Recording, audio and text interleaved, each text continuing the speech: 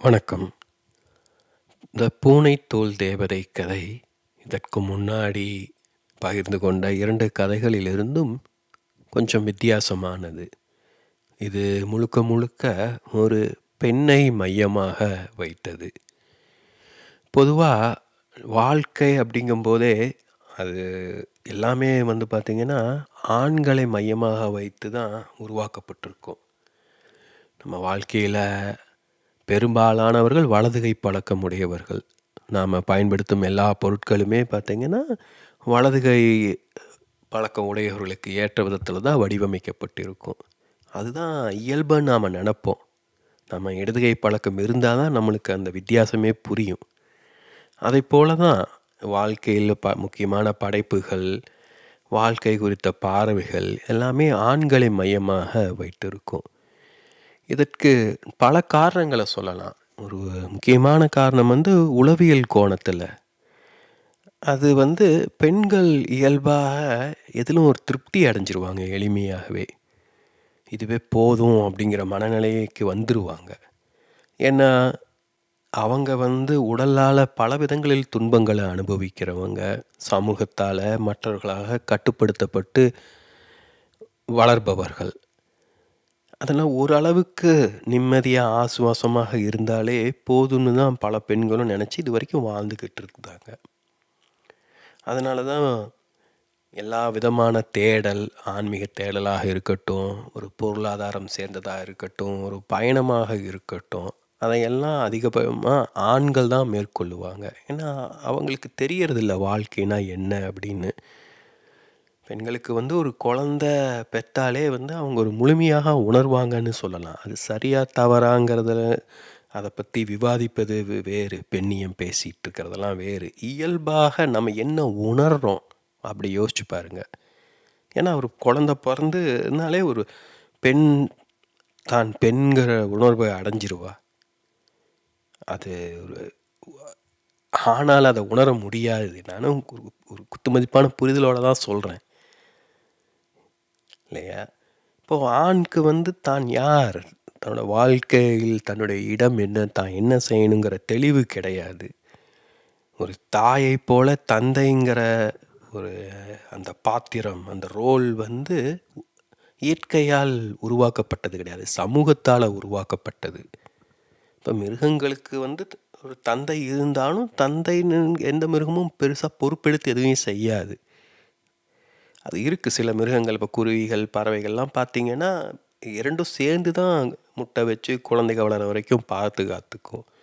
ஆனால் அந்த குழந்தைகள் வேகமாக வளர்ந்துடும். சில வாரங்கள், சில மாதங்களுக்கு மேலே இருக்காது. ஆனால் மனித குழந்தைகள் அப்படி கிடையாது. 15-20 வயசு வரைக்குமாவது குழந்தைகளை பார்த்துக்கணும். அது சாதாரண விஷயம் கிடையாது. நம்முடைய வாழ்க்கையில் ஒரு கால் பங்கு இல்லையா? இப்போது அது ஒரு பெரிய ஒரு தலையாக ஒரு ஆண் உணருவான். அதை ஏதாவது ஒரு விதத்தில் கடந்து செல்லணும்னு அவன் ஆழ்மனம் முந்திக்கொண்டே இருக்கும். ஏன்னா நம்ம ஒவ்வொருவரும் முழுமையாக நம்முடைய வாழ்க்கையை வாழணும். அது எப்படின்னு நாம் தான் கண்டுகொள்ளணும். அப்போ தான் திருப்தியாக நாம் உணருவோம். இப்போது அது வரைக்கும் நம்முடைய ஆழ்மனம் நம்மளை துரத்திக்கிட்டே தான் இருக்கும். இப்போ படிப்பு, அறிவு எல்லாம் வந்ததுக்கப்புறம் பெண்களும் அது குறித்து நிறைய கேள்விகளை எழுப்புகிறாங்க. குழந்தை பெற்றுக்கிட்டே தான் ஆகணுமா அப்படிங்கிறது. இதெல்லாம் தத்துவ ரீதியாக ஒரு முக்கியமான கேள்வி தான். ஆனால் நான் சொல்வது உளவியல் ரீதியாக அட்லீஸ்ட் ஒரு புரிதலுக்காக நம்ம இதை ஏற்றுக்கலாம். பெரும்பாலான பெண்கள் ஒரு குழந்தை பெற்று அதிலேயே ஒரு முழுமையான நிறைவை உணர்வாங்கன்னு சொல்லலாம் இல்லையா? அதனாலேயே பார்த்திங்கன்னா பல விஷயங்களும் ஆண்களை மையமாக வைத்து தான் இருக்கும். அதனால் பெண்ணை மையமாக வைத்த ஒரு கதைங்கிறனாலே இது ஒரு முக்கியமான ஒரு கதை. அதை விட முக்கியமாக நான் கருதுவது, இதில் ஒரு மாறல் கேள்வி இருக்குது. இந்த கதை நம்ம பலரும் விரும்ப மாட்டோம். ஏன்னா ஒரு தந்தையே தன் மகளை மணந்து கொள்ளலாமா அப்படிங்கிற கேள்வியை இது எழுப்புது. அதை எல்லோராலையும் ஏற்றுக்கொள்ள முடியாது. அந்த கேள்வியே நம்மளுக்கு ஒரு மாதிரி அருவருப்பாக உணர்வோம். ஆனால் கொஞ்சம் நம்ம கவனிக்கணும். தீயினா நாக்கு சுற்றாதுன்னு சொல்லுவாங்க இல்லையா? அதை போல் இது போன்ற கேள்விகளை நாம் எதிர்கொண்டால் தான் நாம் சிந்திப்போம்.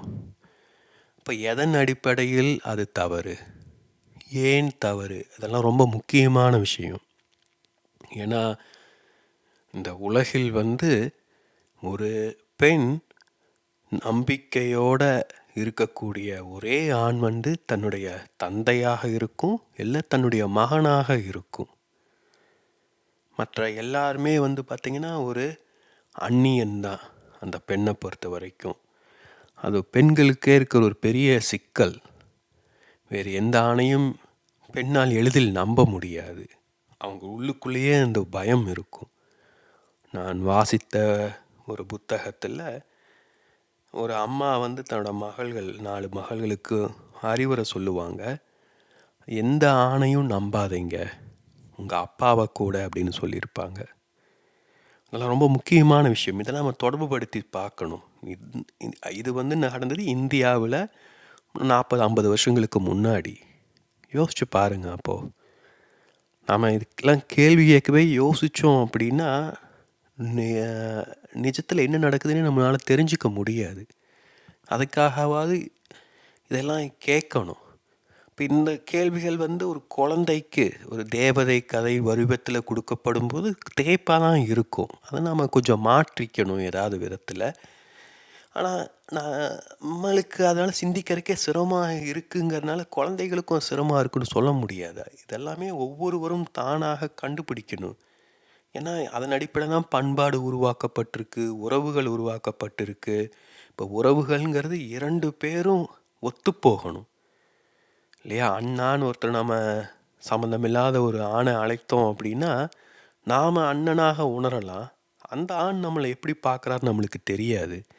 இன்றைக்கி இதெல்லாம் ரொம்ப பெரிய சிக்கலாக இருக்குது. ஏன்னா நம்ம எல்லாம் உள்ளொன்று வைத்து புறமொன்று பேசி போலித்தனமாக வாழ்ந்துக்கிட்டு இருக்கோம். இதுக்கெல்லாம் பயந்துட்டு நம்ம விலகியே இருந்தாலும் வாழ முடியாது.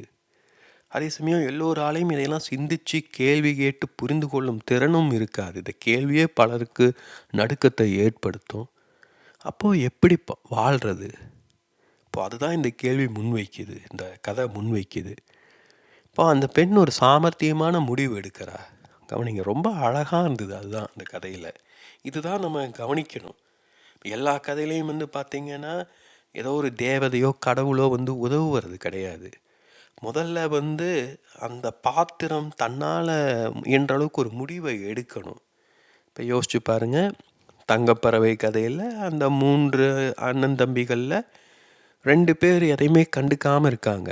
அதை பற்றின குற்ற உணர்வு கூட கிடையாது அவங்களுக்கு. ஒருத்தந்தான் கடைசியில் கூட தன்னோட அண்ணங்களுக்காக வருந்துறான் இல்லையா? அதை போல எல்லா மனிதர்களும் இருப்பாங்களா? இப்போ அதை போல தான் அந்த இரும்பு ஹான்ஸ் கதையிலையும் இல்லையா? அந்த சின்ன பையன் தங்கப்பந்து விழுந்த உடனே அவனாக முடிவு எடுக்கிறான். சாவி எடுத்துகிட்டு வரலாமா வேண்டாமான்னு அவன் பக்கத்தில் இருக்கிற நண்பனை கேட்கறது கிடையாது, யாரையும் கேட்கறது கிடையாது. சில முடிவுகள் வாழ்க்கையில் நாம் தான் எடுத்தாகணும். இப்போ அதை போன்ற ஒரு நிலைக்கு தான் அந்த இளவரசியும் தள்ளப்படுகிறார். அங்கே வீட்டிலே இருந்துட்டு இல்லை நம்ம அப்பா ஒன்றும் பண்ண மாட்டார்னு நம்பிக்கையோடு இருந்தால் அது உண்மையான நம்பிக்கை கிடையாது. அது அந்த ரெட் சிக்னல் கிடச்சிருச்சு, ஏற்கனவே ஏதோ சரியில்லைன்னு தோணிருச்சு. அப்போ நம்மளை நாம் தயார் செய்து கொண்டு ஆகணும். நம்ம பலரும் அதெல்லாம் ஏற்றுக்கிறது கிடையாது. இப்போ என்னுடைய வாழ்க்கையை எடுத்தால் நான் சொல்லியிருக்கேன். இப்போ என்னுடைய அம்மாவுக்கு என் மீது அவ்வளோ பிரியம் இல்லை. ஆனால் அதை என்னுடைய ஆழ்மனம் ஏற்றுக்கலை. எப்படி அம்மா நம்மளை விடுவாங்க? இந்த கதையில் அப்பா அம்மாவில் நான் அம்மானா அம்மா இல்லை அப்படிங்கன்னு நான் நினச்சிக்கிட்டு இருந்தேன் இல்லையா? இப்போ அதை போல் அந்த பெண் முடிவு எடுக்க முடியாது. அது பெண்கள் சாமர்த்தியமானவர்கள். அவங்களுக்கு தெரியும் அவங்களுக்கு எது முக்கியங்கிறது. அதனால் அவங்க புத்திசாலி. அதனால தான் ஆண்களை போல் அவங்க உலகம் ஃபுல்லாக சுற்றிக்கிட்டு இல்லை. அவங்க ஆண்களை பார்த்து ஆச்சரியம்தான் படுவாங்க. ஏன் இப்படி இது அலைஞ்சிக்கிட்டு இருக்குன்னு தான் நினப்பாங்க. அப்போது அந்த பெண் முடிவு எடுக்கணும். நம்ம முடிவு எடுக்கிறதுக்கு நேரம் வேணும். அப்போ சும்மா அப்படியே மல்லாக்கப்படுத்திட்டு விட்ட தப்பாசி யோசிச்சுட்டே இருக்க முடியாது இல்லையா? ஆனால் யோசிச்சுக்கிட்டு இருக்கலாம், மற்றவங்க அப்படியே இருக்க மாட்டாங்க. அப்போ அவங்க அப்பாவுக்கு ஏதாவது வேலை கொடுக்கணும். சாமர்த்தியமாக அந்த 3 உடைகளை கேட்குறா. எல்லா மிருகங்களிலிருந்தும் எடுத்து தயார் செய்யப்பட்ட ஒரு உடையை கேட்குறா. அப்போ அது கொஞ்சம் நாள் ஆகும், அதுக்குள்ளே ஏதாவது நடக்கும். ஸோ இப்படி தான் வாழ்க்கை நடந்துக்கிட்டே போகும்னு நிகழ்ந்து கொண்டே இருக்கும். இப்போ இதையெல்லாம் இந்த தேவதை கதைகளை நல்லா நாம் புரிஞ்சுக்கலாம். இன்னும் பல கதைகள் இருக்குது. அதிலலாம் சின்ன குழந்தைங்க வருவாங்க. இப்போ அவங்க எப்படி அந்த முடிவை எடுக்கிறாங்க, நம்ம யோசிக்கணும். அந்த முடிவு எடுக்கும் திறன்கிறது ரொம்ப ரொம்ப முக்கியம் வாழ்க்கையில். ஏன்னா நாம் இதுவரைக்கும் எடுத்த முடிவுகள், எடுக்காத முடிவுகளின் அடிப்படையில் நாம் இங்கே வாழ்க்கையை வாழ்ந்துக்கிட்டு இருக்கோம். யோசிச்சு பாருங்கள், நம்ம பள்ளியில் சேரும்போது எந்த பள்ளியில் சேரணும்னு பெற்றோர்கள் எடுத்த முடிவின் அடிப்படையில் நாம் எப்படி படிக்கிறது, என்ன படிக்கிறது, இப்படிலாம் நாம் எடுத்த முடிவுகள், நாம் செய்த தவறுகள், இதெல்லாம் தான் நம்மளை இங்கே கொண்டு வந்து வச்சுருக்கு. இப்போ அதை நல்லா நம்ம யோசிக்கணும். அதாவது இது வந்து சாமர்த்தியங்கிறது வந்து இன்னொரு ஏமாத்துறது கிடையாது, தன்னை காத்து கொள்வது. பொதுவாக சாமர்த்தியம்னாலே தப்புங்கிற மாதிரியான எண்ணம் இருக்குது. எனக்கு அந்த மாதிரியான எண்ணம் இருக்குது. அதனால் இந்த கதையில் நானும் நிறைய புரிஞ்சுக்கிட்டேன். என்னென்னா, அதுதான் நம்மளை காப்பாற்றிக்கிறதுக்கு நாம் என்ன பண்ணணும், அதை நாம் தான் செஞ்சாகணும். நாம் ஏதாவது செஞ்சோம்னா அது கேட்டாற்போல் அந்த விளைவு இருக்கும். அதனால தான் வள்ளுவர் சொல்லியிருக்காரு, தெய்வத்தால் ஆகாதெனினும் முயற்சி தன் மெய்வருத்த கூலி தரும். கடவுள் உடனே நம்மளுக்கு துக்கப்படணும், உடனே வந்து உதவ மாட்டார். நம்மால் இயன்றதை நாம் முயற்சி செஞ்சு பார்க்கணும். அப்போது அதோட ஒரு கட்டத்துக்குள்ள நம்மளால் முடியலை அப்படிங்கும்போது சரணடைஞ்சோம் அப்படின்னா கடவுள் அப்போ நம்மளுக்கு உதவுவார். அதுக்கு பதிலாக எதுவுமே செய்யாமல் அப்படியே உட்காந்துக்கிட்டே இருந்தோம்னா கடவுள் நம்ம அமேசான் டெலிவரி மாதிரி வீட்டு தட்டி கதவை தட்டி நம்மளுக்கு தேவையானதை வந்து டோர் டெலிவரி பண்ண மாட்டார். நாம் தேடி அலையணும். அப்போ அதற்கான முனைப்பை நாம் தான் மேற்கொள்ளணும். இதுவும் ஒரு விதத்தில் ஒரு நல்ல கதை. முன்னாடியே சொன்னது போல் பெண்ணை மையமாக வைத்த கதை. அதனால் வேறு விதமான ஒரு சாகசமெல்லாம் இல்லாத கதை. இதையும் மற்ற கதைகளோடு இணைச்சி பாருங்கள். இதில் நிறைய சிந்திப்பதற்கு இருக்குது, கேள்வி ஏற்பதற்கும் நிறைய இருக்குது இன்னும். இப்போ அதை ஒவ்வொருவரும் எப்படி நாம் விருத்தி எடுத்துக்கொள்கிறோமோ அந்த அளவுக்கு இந்த கதையை நம்மால் புரிஞ்சு கொள்ள முடியும். இதை அடுத்து வேறொரு கதையில் அடுத்து பார்க்கலாம். நன்றி.